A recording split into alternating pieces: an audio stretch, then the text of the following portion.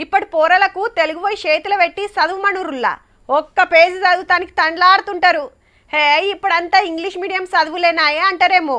ఆ వొయ్యి ఇచ్చినా అంతకంటే ఎక్కువ తిప్పల పడుతుంటారు.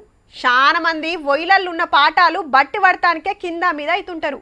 కానీ కొందరు మాత్రం చదువులా రువ్వడు ఉంటారు. కానీ వీళ్ళు అంతకు మించున్నారు పో.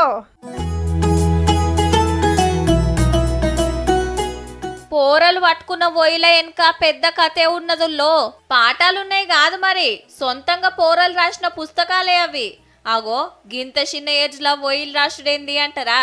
సిద్దిపేట జిల్లా అనంతసాగర్ సర్కార్ బడిలో పోరలు చాలా మంది కథలు పద్యాలు రాసుడు పెడుతున్నారు. సార్లు మేడాలు అట్లా తయారు చేస్తున్నారు. మరి ఇంతటి విద్యార్థుల యొక్క సాహిత్యానికి సమాజంలో మార్పు తీసుకురావడానికి మా యొక్క చిరు ప్రయత్నానికి మంచి స్పందన లభించింది.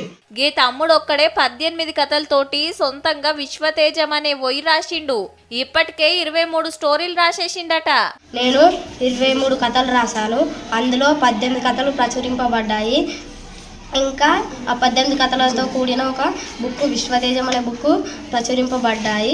అట్లనే అందరు రాసిన కథలతోటి అనంతసాగర్ అక్షర కెరటాలు అనే పుస్తకం వచ్చేసిండ్రు.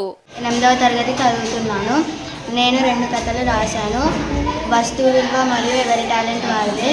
నేను 2 కథలు రాశాను. మార్పు కోసం భరతనాట్యం. 75 మంది స్టూడెంట్లుంటే అందులో 28 మంది రచయితలుగా మారిండ్రంటే చూడుండ్రిగా. వీళ్ళు రాసిన కొన్ని కథలు జిల్లా, రాష్ట్ర, జాతీయ స్థాయిల సుతా ప్రైజులు కొట్టుకొచ్చినాయి. మళ్ళా అంతా టీచర్ల పుణ్యమే. మరి ఈ స్కూల్లో లైబ్రరీ పెట్టి తీరు పుస్తకాలు చదువుడు అలవాటు చేపించిండ్రు. అట్లనే సొంతంగా కథలు రాయుండ్రని పోరలకు పోటీలు పెడితే అదరగొట్టిండ్రు ఒక్కొక్కళ్ళు. వాళ్ళు రాసిన రాతలు చూసి టీచర్లే పరిచయం అవుతుండ్రు.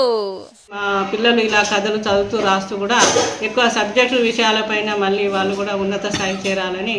10వ తరగతి కాకముందే గిన్ని పుస్తకాలు రాస్తుర్రంటే ఇక పెద్దగా అయినాక ఇంకెన్ని రాస్తారో, ఎంతమంది తోపు రచయితలు అవుతారో పో.